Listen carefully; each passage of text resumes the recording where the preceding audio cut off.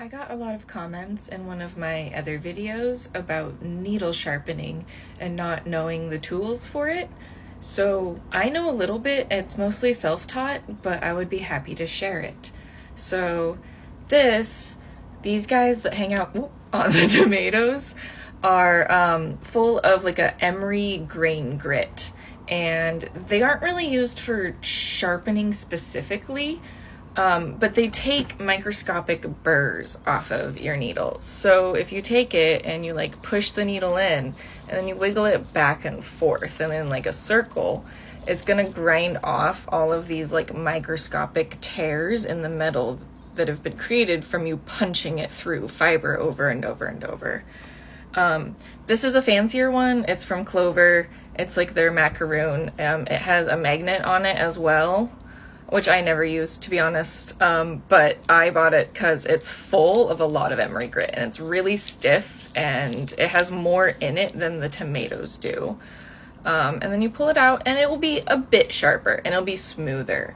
But to sharpen a tip, you're gonna need to actually have something like really fine sandpaper or emery board, or the things that you use to sharpen your like fingernails with.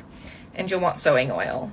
And you actually have to sharpen the tip of mine. So you would take this and you would drop like a little drop of it on and then rub it about. And that's just to like help with the heat creation. And I keep a towel on me when I do this because I don't really want sewing oil everywhere.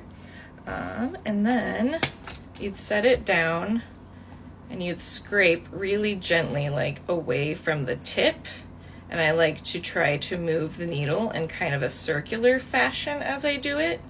And you just keep going really gently and checking every once in a while to see how pointy your point is. And once you get to a sharpness you like,